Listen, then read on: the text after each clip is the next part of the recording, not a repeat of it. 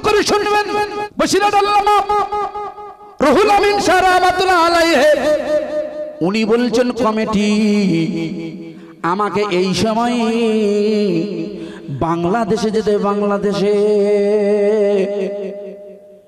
বুঝে হুজুর কি বলেন বলে হ্যাঁ তবে আমার সাথে দুজন তালেবে ইলমকে দাও আমি তাদের সাথে করে নিয়ে যাব বলছে হুজুর কি করে যাবেন বলছে সেটা আমার ব্যাপার আর আমার আল্লাহর ব্যাপার জোরে বলুন সুবহানাল্লাহ যারা দ্বীনের খেদমত করেন যারা দ্বীনের তাবলীগের কাজ করেন এরা সম্পূর্ণ রাস্তায় চলে আল্লাহর উপরে ভরসা করে জোরে বলুন কিসের উপরে ট্রাফিকের উপরে ভরসা করে নয় আল্লাহর উপরেই ভরসা করে চলতে হয় হযরত পীর রুহুল আমিন শাহ রাহমাতুল্লাহ আলাইহি হুগলি জেলার জমিন থেকে উনি দুইজন ভক্ত নিয়ে একটি হাজী রুমাল বিছিয়ে দিলেন হাজী রুমাল এই কিতাব বলছে বন্ধু তালেবে ইলমদের বলছে তালেবে ইলম তোমরা হাজী রুমালের উপরে বসো তবে চোখটা বন্ধ করে নাও চোখটা বন্ধ করে নাও আমি যখন খুলতে বলবো তখন তোমরা খুলবে হুজুর আমার হাজী রুমালের উপরে বসেছে মিনিট পাঁচেক বাদে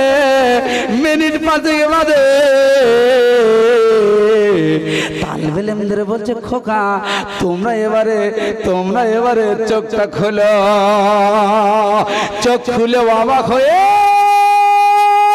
ওরা আশ্চর্য বনে গেল হুগলি জেলার জমিন থেকে বাংলাদেশে পৌঁছে গেল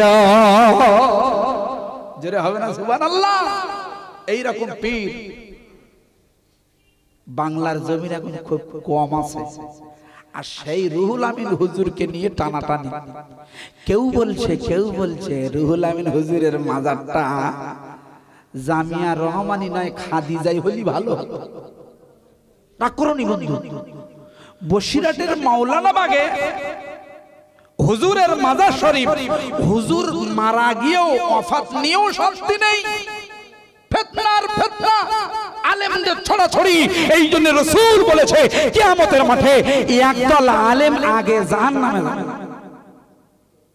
কেন যাবে বুঝতে পারেননি শুধু ফিতনা লাগাচ্ছে না আমরাই ফিতনা বেশি লাগাচ্ছি শেষ জামানায় সুতরাং টুপি দাড়ি হাজী রুমাল থাকলে আপনি মনে হয় হাক্কানি আলেম না ফিতনা শুরু হয়ে গেছে দাজ্জাল এসে যাবে খুব তাড়াতাড়ি সুতরাং সাবধান হয়ে যান আল্লামা আবু বকর সিদ্দিক রাহমাতুল্লাহ আলাইহি হুজুর আমার বলছে খোকা ও রুহুল আমিন তুমি ওয়াজ করো বাবা আল্লাহর নবীর আসে হযরত পীর রুহুল আমিন রাহমাতুল্লাহ আলাইহি উনি স্টেজে উঠেছেন উনি ওয়াজ করছেন আমার বন্ধুরা ওয়াজ করে নেমে এলে হুজুর আমার জিজ্ঞাসা করছেন হযরত পীর আল্লামা আবু বকর সিদ্দিক হুজুর জিজ্ঞাসা করছে খোকা ও রুহুল আমিন তুমি যে বিষয়গুলো ওয়াজ নসিহত করেছো আমার জানা মতে তুমি তো জানতে না আল্লামা রুহুল আমিন শাহ রাহমাতুল্লাহ আলাইহি হুজুরকে বলছে হুজুর বেয়াদবি নেবেন না আপনি যখন আমাকে হুকুম দিলেন ওয়াজ করতে আমি ওয়াজ করছি আর আমার নবী আমার হাবিবুল্লাহ উনি কিতাবগুলো খুলে আমার সামনে ধরেছে আমি রুহুল আমিন আল্লাহর নবীর দেখানো কিতাব দেখে ওয়াজ করতে লাগলাম যেটা হবে না সুবহানাল্লাহ রাসূল আমার সব জায়গায় আসতে পারে রুহানি হালতে তিনি হাজির নাজির তিনি আসতে পারেন এই ক্ষমতা আমার আল্লাহ তাকে দিয়েছে আর একবার জোরে বলবেন না সুবহানাল্লাহ আমার বন্ধুরা ডক্টর শিবশক্তি মহারাজ উনি কলেমা পড়ে মুসলমান হয়ে উনি ওনার নামটা লিখেছে আমার নাম শিবশক্তি নয় আমার নাম হবে ইসলামুল হক ইসলাম সত্য ইসলামের বাণী সত্য কুরআন সত্য ঘোষণা করছে কে ডক্টর শিব শক্তি মহারাজ বৃন্দাবনের এক মহারাজজি, ঠিক একই স্বপ্ন। তার পরের দিন ওনার স্ত্রী শ্রদ্ধা দেবী, উনি ঘুমিয়ে আছেন রমজানুল মুবারক, উনি ঘুমিয়ে একই স্বপ্ন দেখছে। একটি অন্ধকারের একটি কালো আকারের ছবি, একটি দানব আকৃতি আমাকে গ্রাস করতে চাইছে। আমি দৌড়ে পালাতে লাগলাম, কিন্তু আশ্চর্য, এক নূরানি ব্যক্তি এসে হাত বাড়ালেন, আমাকে ধরলেন আর আমাকে কলেমা পড়িয়ে দিলেন, লা ইলাহা ইল্লাল্লাহু মুহাম্মাদুর রাসূলুল্লাহ। এটা চিল্লে বলা যায় না সুবহানাল্লাহ। উনি ইসলামের প্রতি আকৃষ্ট হয়ে শ্রদ্ধা দেবী নামটা কেটে দিয়ে উনি নাম রেখে দিয়েছেন হযরতে আয়েশা রাদিয়াল্লাহু তাআলা আনহার নামে নামাঙ্কিত করে আয়েশাতুল হক নাম রেখে দিয়েছেন। একটু চিল্লে বলবেন না সুবহানাল্লাহ। এই জন্যে নবী হক, কুরআন হক। আল্লাহ বলছে ওয়ামা মুহাম্মাদুন ইল্লা রাসূল, আমাদের নবী হলেন সত্য নবী, ইনি একজন, আল্লাহ বলছে নবী ছাড়া কিছু নয়। জোরে বলবেন না সুবহানাল্লাহ। সেই নবীর শানে আমরা সমবেতভাবে, হুজুর এসে গেছেন, কিছুক্ষণের ভিতরে আসবেন, রসুলের মহব্বতে আমরা যারা আশিকে রসুল। আচ্ছা, আমি আপনাকে একটি প্রশ্ন করব, করব? আমার আলোচনা বুঝতে পেরেছেন? বুঝছেন? অনেকেই বুঝতে পারে না, বলে কি হুজুর আনলে গো, এখান থেকে আমেরিকা থেকে ফ্রান্স থেকে আবার জাপানে যায়। অনেকেই বলে, আপনারা এখনো বলেননি আলহামদুলিল্লাহ, সব জমে জমে বসে বসে শুনছেন তো খুব ভালো লাগছে। ও ভাই বলুন তো, আমি একটি শর্ট কোশ্চেন করছি, আল্লাহর নবী আল্লাহর হাবিব মেরাজে গিয়েছিলেন যে জায়গায়, ওই জায়গাটির নাম হলো বর্তমান ইসরায়েলের ওই যে জেরুসালেমের বাইতুল আকসা, যেটাকে বাইতুল মুকাদ্দাস বলা হয়। ওখান থেকে উনি রওনা দিয়েছিলেন মেরাজে যাবে বলে, তাই তো নাকি? উনি ওখান থেকে মেরাজে গিয়েছিলেন। এখন প্রশ্ন হলো, বলুন তো আল্লাহ রসুল কটা যানবাহনে করে হুজুর আমার মেরাজে গিয়েছিলেন? এতদিন ওয়াজ শুনেছেন, সত্যি বলতে হবে, নইলে সমস্যা, মান সম্মান থাকবে না। ওয়াজ শুনে শুনে আমরা সব ওয়াজ মুখস্থ করে ফেলেছি, ঠিক না বেটি ভাই? মেরাজের ওয়াজ আপনারা শোনেননি? হাজার হাজার বার শুনেছেন, আরো শুনবেন। কিন্তু আমরা যতই মেরাজের ওয়াজ শুনি ততই আমাদের ভালো লাগে। কেন? আমাদের গর্ব হয়, গর্ব হয়। হ্যাঁ, আমাদের একমাত্র নবী, যে নবী মেরাজে গিয়েছে, পৃথিবীর কোন বিজ্ঞানী, পৃথিবীর কোন নবী যেতে পারেনি। এই জন্য আমাদের গর্ব হয় না? একটু চিল্লে বলুন সুবহানাল্লাহ। কিন্তু সেই নবী কিসে করে গেছে এটা আমাদের জানা দরকার না? দরকার না? দরকার। যেমন চাঁদে যাচ্ছে, আমাদের বিক্রম 3 রকেটে করে যাচ্ছে, জানতে হবে। যারা বিজ্ঞান নিয়ে গবেষণা করে তাদের এটা জানতে হবে। 2024 সালে ওই বিক্রম 3 চাঁদে গিয়েছিল 6টা 4 মিনিটে। যারা বিজ্ঞান নিয়ে গবেষণা করে তাদের এটা জেনে রাখা দরকার, কারণ পরে কিন্তু প্রশ্ন আসবে। আমরা মুসলমানেরা কিয়ামতের মাঠে প্রশ্ন হতেই পারো তো, শর্ট কোশ্চেন, যে তোমরা নবীকে তো ভালোবাসো, তোমরা বলো তো যে ওই আল্লাহর হাবিব মেরাজে গিয়েছিল কটা যানবাহনে করে? আমার আব্বা বলে 2টো। আর কেউ বলবে? হ্যাঁ, অনেকে বলছে 1টা, কেউ বলছে 2টো। আমি বলছি না, উত্তরটা সঠিক হয়নি। জোরে বলুন 3টে। জোরে বলুন কটা? 3টে যানবাহনে করে। খুব ভালো করে বুঝবে। যখন বিজ্ঞানীরা রকেট পাঠিয়ে দেয়, দেখবেন 25 তলা সমান ওই রকেটটা যখন মাধ্যাকর্ষণ শক্তি পার করে দেয়, রকেটের কিছু অংশ ছেড়ে পড়ে যায়। পূর্ণ রকেট কিন্তু চাঁদে যায় না, কিছু অংশ ছেড়ে পড়ে যায়। তারপরে ফের আবার কিছু দূর অতিক্রম করার পরে ফের কিছু অংশ ছেড়ে পড়ে যায়। যখন চাঁদে ল্যান্ডিং করে, সামান্যতম একটা ওই কেজি 10 বা 15 এরকম একটা ওজনের রকেট, ঠিক না বেটি? আল্লাহর নবী যখন যখন হুজুর আমার মক্কা শরীফে শুয়ে আছেন হুজরায়, ওনার কাছে জিবরিল আমিন এসেছেন বোরাক নিয়ে। ওই বোরাক, ওটার নাম হলো বোরাক। ওই বোরাকে করে উনি বাইতুল মুকাদ্দাস সফর করেছে, যেটা ইহুদিরা দখল করতে চাইছে। ওখান থেকে উনি সফর করেছেন সিদরাতুল মুনতাহা। কি মুনতাহা? সিদরাতুল মুনতাহা। হযরতে আল্লামা আশরাফ আলী থানভী রাহমাতুল্লাহ আলাইহি বলছে সিদরাতুল মুনতাহা হলো এটি বাড়ির কাছে একটি জায়গার নাম। আল্লাহ পাকের যা সৃষ্টির রহস্য, সিদরাতুল মুনতাহা মানে 7 আসমানের পরে একটি কুল গাছ আছে।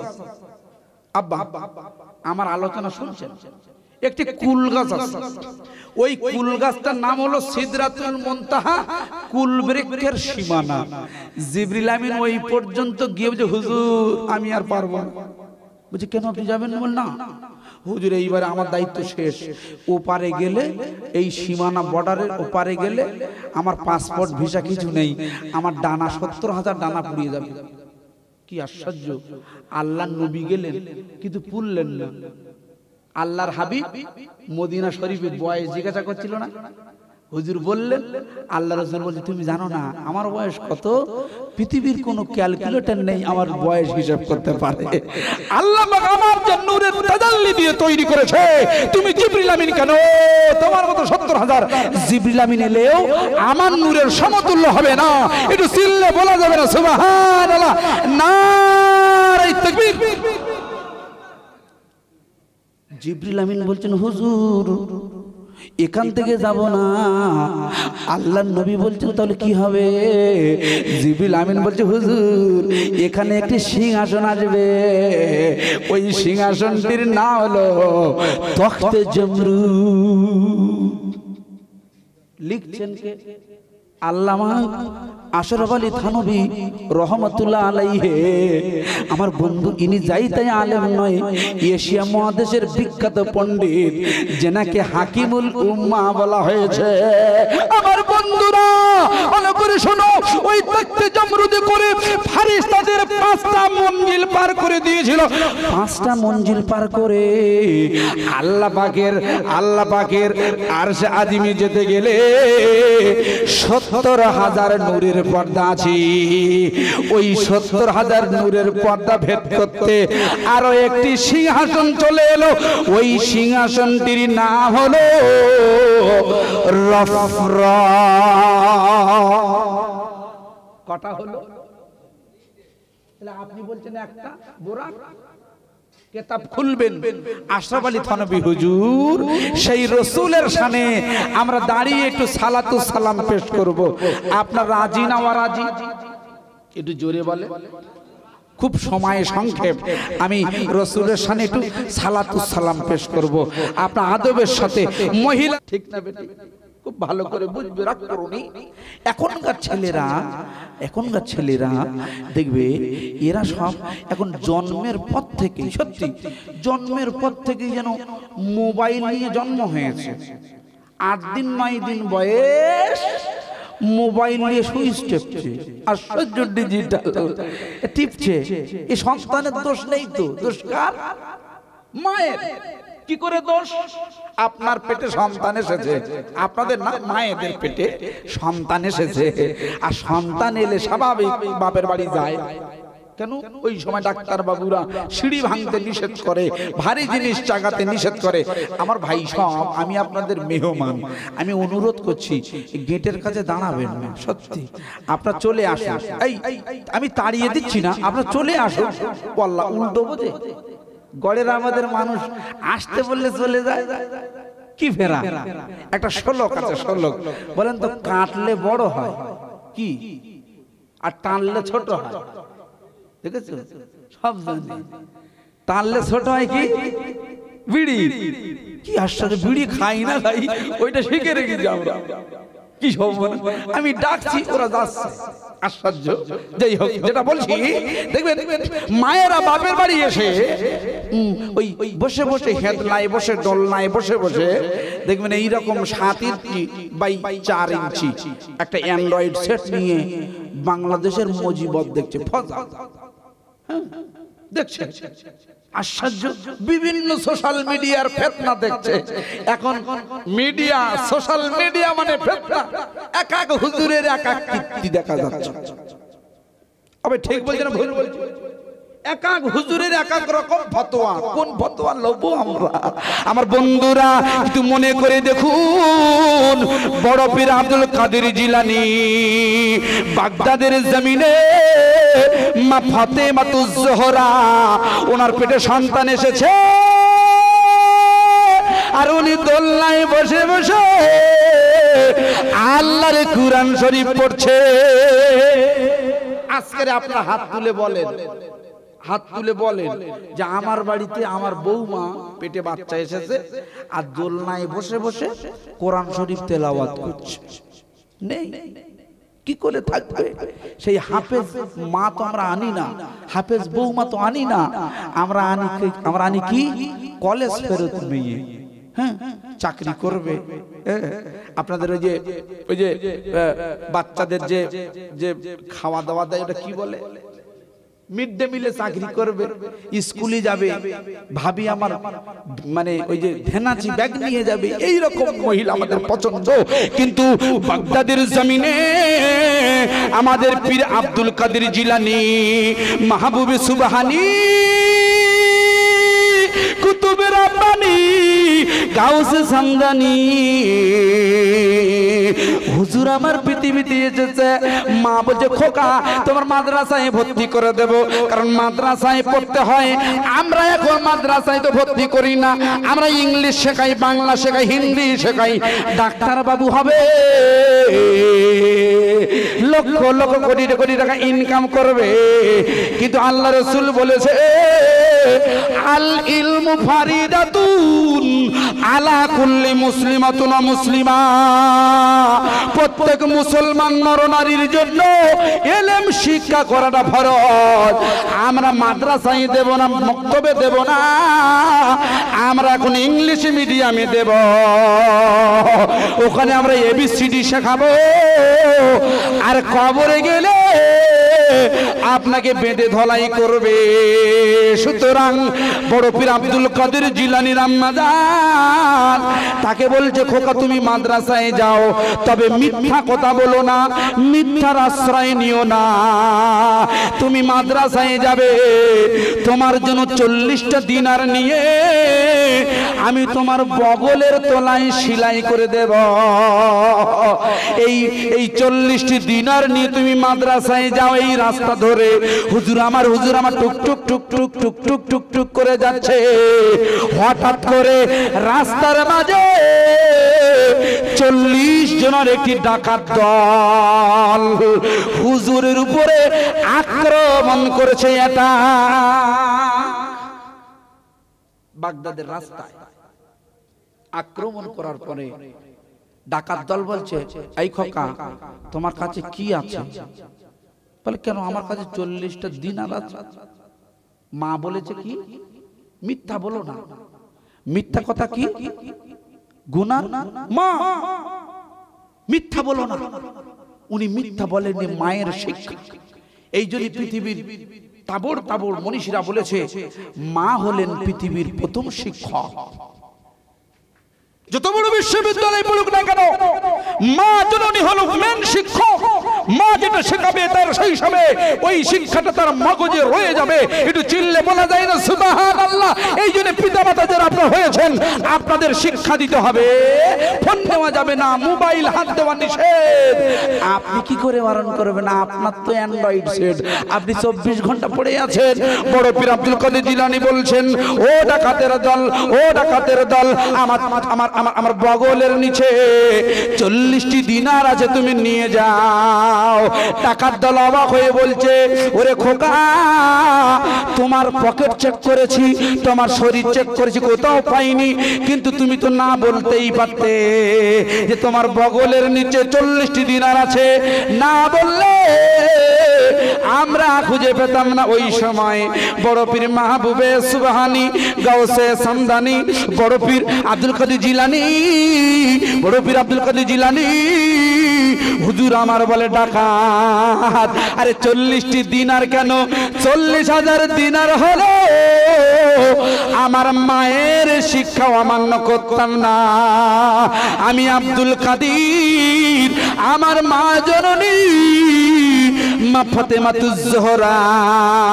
আমার পিতা হলেন আবু সালেহ মুসা জাহাঙ্গীর। আমাকে শিক্ষা দিয়েছে সব সময় সত্যের উপরে চলতে থাকবে। সতমেব জয়তে, সতমেব জয়তে। এই শিক্ষা, এই শিক্ষার আন্দোলন, এই শিক্ষার সূচি নিয়ে আমি মাদ্রাসায় যাচ্ছি। ডাকাত দল অবাক হয়ে ওই ছোট্ট শিশু আব্দুল কাদের জিলানীর শিক্ষা দেখে হুজুরের হাতে হাত দিয়ে বাগদাদের জমিনে 40 জন ইমানের কলমা পড়ছে। লা ইলাহা ইল্লাল্লাহু মুহাম্মাদুর রাসূলুল্লাহ। বড় পীর এমনি হয়েছে। বড় পীর আদর্শ দেখুন। মাত্র 7 বছর বয়স হুজুর আমার মাদ্রাসায় গেছে। হুজুর বলছে, হুজুর মানে আব্দুল কাদের জিলানী হুজুরের ওস্তাদ বলছে, বাবু পড়ো। আলিফ বা তা সা জিম হা। হযরত আব্দুল কাদের জিলানী হুজুর রহমাতুল্লাহ আলাইহি তিনি পড়ছেন, আউযু বিল্লাহি মিনাশ শাইতানির রাজীম, বিসমিল্লাহির রহমানির রহিম, আলহামদুলিল্লাহি রাব্বিল আলামিন, আর রহমানির রহিম, মালিক ইয়াউমিদ্দিন, ইয়াকা না'বুদু ওয়া ইয়াকা নাস্তাঈন, ইহদিনাস সিরাতাল মুস্তাকিম, সিরাতাল লাযীনা আন'আমতা আলাইহিম গায়রিল মাগদুবি আলাইহিম ওয়ালাদ-দাল্লিন। আমিন। হুজুর আবার আরে এখন আলিফ জানে না, বা জানে না। সূরা কোরআনের মা পড়ে দিল সূরা ফাতিহা। হুজুর বলছে, হুজুর দাঁড়ান, বিসমিল্লাহির রহমানির রহিম, আলিফ লাম মিম, যালিকাল কিতাবু লা রাইবা ফীহি হুদাল লিল মুত্তাকিন। 1 পারা, 2 পারা, 3 পারা, 5 পারা, 10 পারা, ওই 15 পারায় চলে গেল। শেষের বেলা ছোট্ট ছোট আব্দুল কাদের জিলানী 7 বছর বয়সে এক বৈঠকে 1 থেকে 18 পারা পর্যন্ত তেলাওয়াত করেছে। হুজুর শুনিও আমার আব্দুল কাদের জিলানীকে জিজ্ঞাসা করা হচ্ছে, বাবু ও খোকা আব্দুল কাদের, তুমি তো মাদ্রাসায় এসেছো, তুমি কি করে কোরআন জানলে বলো?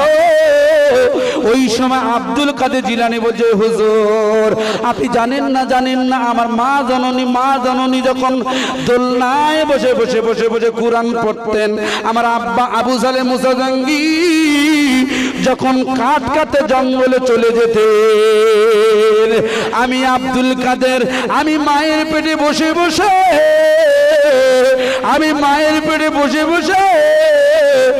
আল্লাহর কুরআন মুখস্থ করে নিতাম। আর আমরা মায়ের পেটে বসে বসে, মা দেখছে অ্যান্ড্রয়েড সেট, আমরা পৃথিবীতে এসে মা দেখেছিল 4G, আমরা সব নিচ্ছি 5G।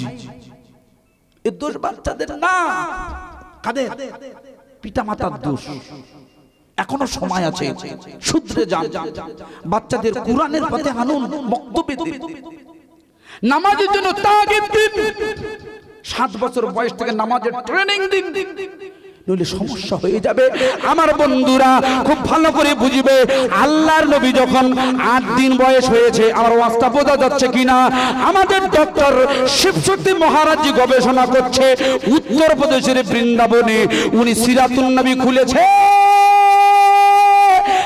অঞ্চল থেকে মা হালিমা এসেছে আল্লাহর নবীকে নেবে বলে, কিন্তু যেদিন 11ই রবিউল আউয়াল নাই 12ই রবিউল আউয়ালে যেদিন জন্ম নিয়েছে, সেই সময় মদিনা শরীফের ইহুদিদের যিনি কমান্ডার মিস্টার হাসিন ইতিহাসটা খুলবে, ওই 12ই রবিউলের রজনীতে মদিনা শরীফের একটি দুর্গার উপরে উঠে, দুর্গা মানে উঁচু জায়গায় উঠে উনি গোটা মদিনার ইহুদিদের একত্রিত করে ওই সময় ঘোষণা করেছিল, ও মদিনার ইহুদিরা শোনো, আজকের এই রাতে একটি শিশু জন্ম নেবে, ওই শিশুটি গোটা বিশ্বে তার আদর্শ বিরাজ করবে। ইহুদিরা খুব জ্ঞানী হয়, বিজ্ঞানী আইনস্টাইন, বিজ্ঞানী আইনস্টাইন ছিল ইহুদি, ইহুদিরা বড় বড় বিজ্ঞানী হয়েছিল। ইহুদিদের তোরা কেতাবে এই বর্ণনা দেওয়া হয়েছে, গীতার ভিতরে বলছে, সম্ভলে নামা বিষ্ণু যশ প্রাদুর্ভবমা। সম্বল শহরে অর্থাৎ শান্তির শহরে একটা শিশু জন্ম নেবে 12ই রবিউল আউয়াল। কত রবিউল আউয়াল? 12ই রবিউল আউয়ালে জন্ম নেবে, যার শিক্ষাটা গোটা বিশ্বে বিরাজ করবে। ইহুদিরা জেনে ফেলেছে, 500 সেনা নিয়ে মদিনা থেকে রওনা। কটা সেনা? 500 সেনা নিয়ে মদিনা থেকে রওনা হয়েছে নবী মুহাম্মদকে জীবনের মতো মেরে দেবে। ওদের মিশন সাকসেস করার জন্য 500 সেনা নিয়ে মদিনা থেকে 400 মাইলের রাস্তা তায়েফের রাস্তাটা ধরেছে। ওরা উস্তারা যশ প্রবাহন, বেদের ভিতরে বলছে উস্তারা যশ প্রবাহন মানে উটের পিঠে সওয়ার হয়ে হুজুর আমার দুধ মায়ের বাড়িতে দুধ খেতে যাবেন। রাসূল আসার 1500 বছর আগে বেদ ঘোষণা করেছে। আমার বন্ধু খুব ভালো করে শুনবেন, মা হালিমাতুস সাদিয়া হুজুরকে নিলেন, এরাও রওনা হয়েছে, মদিনা থেকে রওনা হয়েছে। মা হালিমাতুস সাদিয়া ওনার স্বামীকে বলছে, হারে ও হারে, আপনি রওনা দিন, আমাদের মক্কা থেকে তয়েফে যেতে 90 মাইলের রাস্তা, আমাদের যেতে হবে, আপনি রওনা দিন, আপনি উটের লাগামটা ধরে নিন। মা হালিমাতুস সাদিয়ার স্বামী উটের লাগামটা ধরে সামনে বসেছে। মা হালিমাতুস সাদিয়া, তার একটি ছেলে ছিল হযরতে আব্দুল্লাহ, আর নবী মুহাম্মদুর রাসূলুল্লাহকে নিয়ে উটের পিছনে বসেছে। আশ্চর্য, পৃথিবীর বিদর্মীরা নবীকে চিনতে পারে না, কিন্তু একটি অবলা পশু ওই সার পেয়ে উট আল্লাহর নবীকে চিনে নিল। উট আর উঠছে না, উঠছে না। হারেসা বলছে, বিবি ও আমার বিবি হালিমা, এই উটে করে তো আমরা এলাম, এখন কি হলো, এখন যায় না কেন? মা হালিমাতুস সাদিয়া ইনি জ্ঞানবান মহিলা, উনি বুঝতে পেরেছেন এই শিশুটি আশ্চর্য শিশু। ওর মা হযরতে মা আমিনাতুজ জোহরা বলে দিয়েছে, তারপরেও আমি এই রকম শিশু, আমি মা হালিমাতুস সাদিয়া আমার জীবনেও আমি কোনোদিন দেখিনি। ও স্বামী, তুমি জানো না, তুমি উট থেকে নামো, আমাকে সামনে দাও। যেই সামনে দিয়েছে, স্বামী হারেসা পেছনে যেই বসেছে, ওই জরা জীর্ণ উটটি কারেন্টের গতিতে মরুভূমি সোয়ার হতে লেগেছে। হবে না সুবহানাল্লাহ? আল্লাহর নবী সম্মান সবচেয়ে বেশি উটও জানে, ছাগলও জানে, মক্কা দুম্বারাও জানতো, কিন্তু হতভাগা মুসলমান আমরা জানি না, রাসূলের শিক্ষাটা নিতে পারেনি। আমার বন্ধুরা খুব ভালো করে বুঝবেন, আমি আপনাকে বোঝাচ্ছি। ওই উটটি চলতে লাগলো, ওরাও 500 সেনাবাহিনী নিয়ে অ্যাটাক করতে লাগলো। অ্যাটাক করার জন্য ওরাও রওনা দিয়েছে। এমত অবস্থায় একটা সময় সন্ধ্যা নেমে এলো। মা হালিমাতুস সাদিয়া উনি মরুভূমির ভিতরে তাঁবু খাটালো, তাঁবু। তখন তো কোনো প্রতীক্ষালয় ছিল না, তখন কোনো ঘর ছিল না। ওই তাঁবু খাটিয়ে ওরা রাত যাপনের জন্যে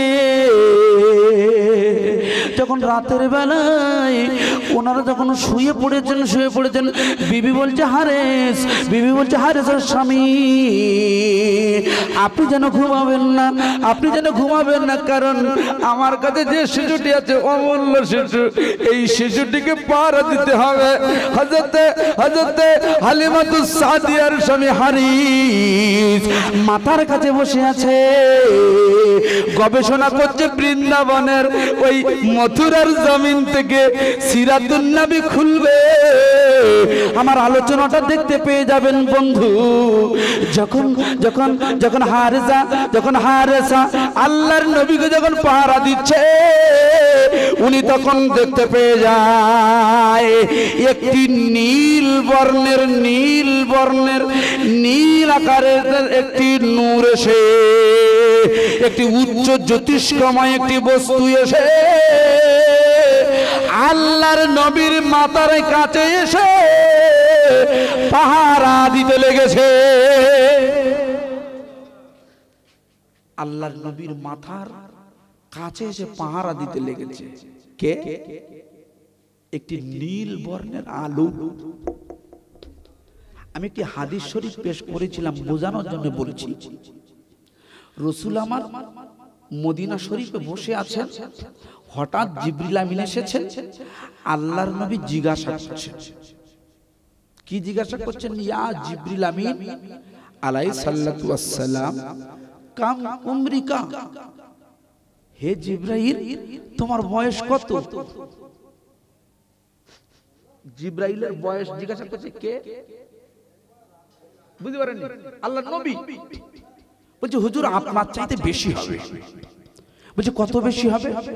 বলে আমি সঠিক জানি না, তবে একটি ধারণা দিতে পারি। ধারণাটি হলো, যখন আল্লাহ পাক এই তাম দুনিয়া তৈরি করেননি, তখন আল্লাহ পাক একটি নূর তৈরি করেছিলেন, নূর। ওই নূরটা চতুর্থ হিজাবের ভিতরে, পর্দার ভিতরে জ্বলতো, উদিত হতো। কতদিন পর পর? ৭০,০০০ বছর পর পর। আবার ৭০,০০০ বছর পর পর ওটা আবার অস্তমিত চলে যাবে। এই নূরটা আমি ৭২,০০০ বার দেখেছি। তাহলে জিবরিল আমিন আলাইহিস সালামের বয়স ক্যালকুলেশন করা যাবে কি?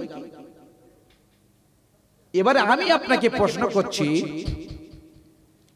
আল্লাহর রাসূলের বয়স কত?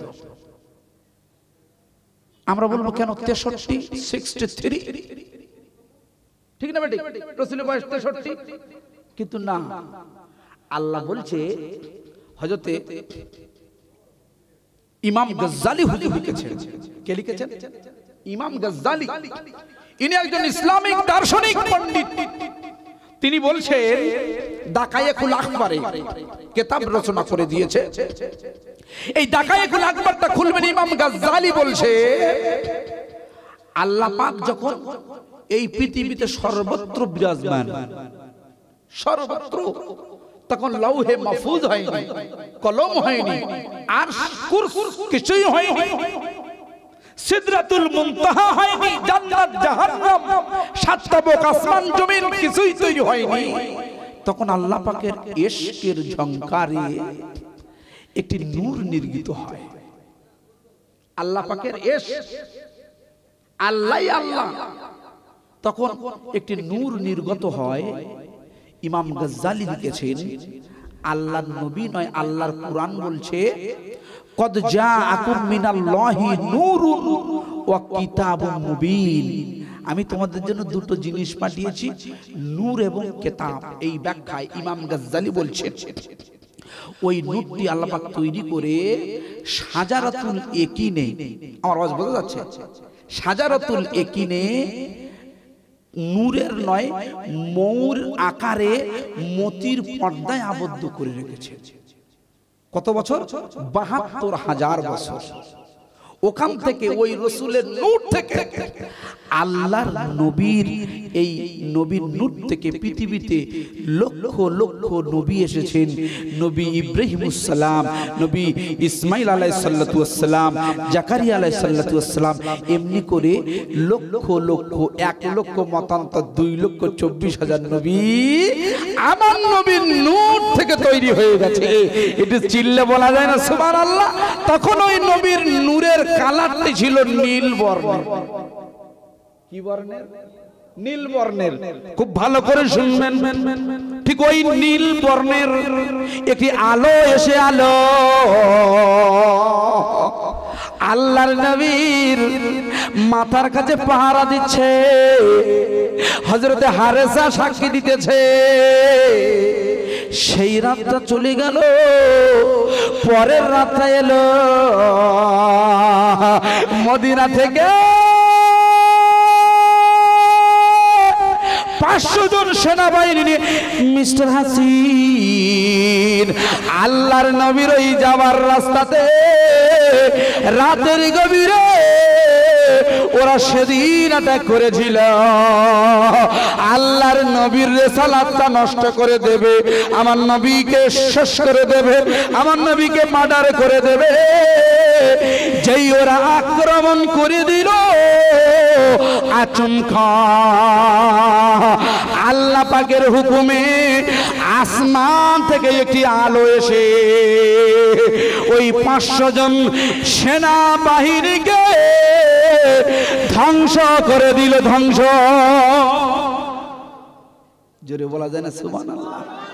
নারায়ে তাকবীর। এই জন্য আল্লাহর নবীর মান ইজ্জত নিয়ে যারা খেলা করে তারা কিন্তু যুগে যুগে ধ্বংস হয়ে যায়। গত কয়েক দিন আগে, গত কয়েক বছর আগে ফ্রান্সের ইমানুয়েল ম্যাক্রো রসুলের কার্টুন তৈরি করেছিল। ভাই কার্টুন তৈরি করেছিল না? হ্যাঁ, তৈরি করে আল্লাহ তাকে জুতো মেরে শেষ করে দিয়েছে। এই জন্য সাবধান হয়ে যান, রসুলের সাথে পাঙ্গা নেওয়া যাবে না। ইনি হলেন আসল নবী। মহব্বতে একবারে কালমা লা ইলাহা স্লিপ দিতেন, একটা স্লিপ দিয়ে যান।